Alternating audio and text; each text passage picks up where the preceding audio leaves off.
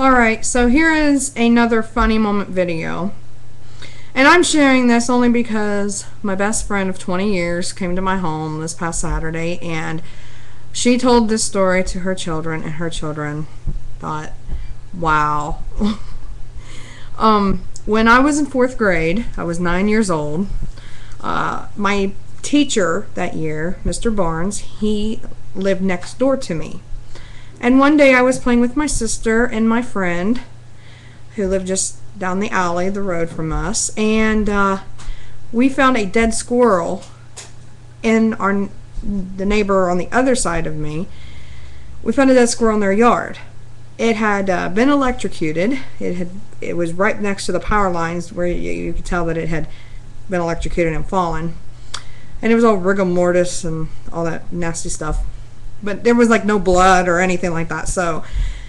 And we're just looking at this dead squirrel, and my friend looks at me, she says, I dare you to pick up that dead squirrel and go put it on Mr. Barnes's porch, and then as a joke, and write a little note that says ha ha, and then run in the house and we'll see what happens. And so back then, if anybody dared me to do something, I was going to do it. And so I went and got a napkin, because I wasn't about to touch this dead squirrel with my bare hands. So I got a napkin, and here I am. I'm carrying this squirrel across our yard and into Mr. Barnes's yard. And we put the dead squirrel on his porch, and my friend wrote "ha ha" on a little note and stuck it like inside, like next to the squirrel. And then we run in the house, and my mom says, "What are you guys doing?" Because we're looking out the window and saying, "Is he gonna find it? Is he gonna find it?" Now I'm 9. I'm not a teenager. I'm just this little blonde-haired, tiny little girl who nobody thinks would do something like that except my parents and people who know me personally. So anyway, we look out the window for about 15 minutes, and we see Mr. Barnes come out, and he stands there and he looks down at this squirrel, and he just shakes his head like, oh my goodness. And we're laughing our heads, and we think it's the funniest thing, because we see him pick up the squirrel, and he carries it down to the trash and throws it in the trash. Now, the next day, I go to class, and I'm sitting at my desk, and he comes up to me, he says, Miranda, did you see who put a dead squirrel on my porch yesterday? And I said, no, I didn't see anything. And he goes, well, it must have been one of those teenagers. They're always doing things like that around here. And I'm thinking, no. And so I just kind of kept quiet and was laughing inside, and my friend, again, she says, I dare you to tell him it was you and see what happens. And so I raised my hand, and he says, yes, Miranda. I said, Mr. Barnes, I have to admit, I put the dead squirrel on your porch. And he just went, you put that squirrel on my porch? And he says, I cannot believe you did that. And he just thought that was so funny that little 9-year-old Miranda carried that big dead squirrel, put it on his porch. He said, I was so sure it was one of those teenagers. I cannot believe you did that to me. And so that was something he always remembered.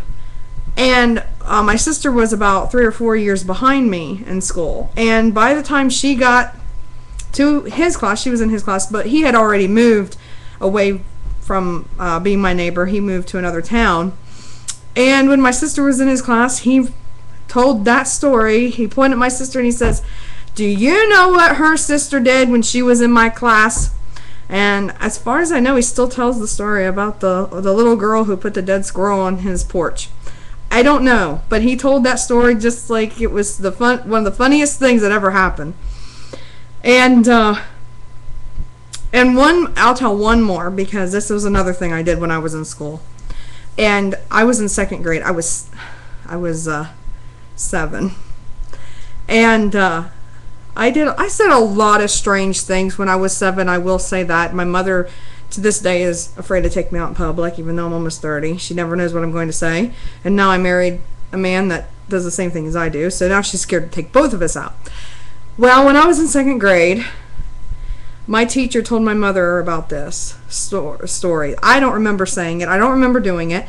But even years after I was out of her class, my 2nd grade teacher, Mrs. Widget, she come up to me. She says, I will always remember Miranda, specifically for this thing that happened one day. And this is what happened.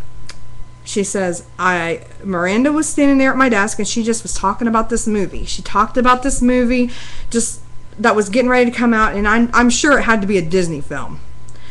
And so she said, Miranda just kept going on and on about this movie and how great it was going to be, and she was excited to go see it and everything.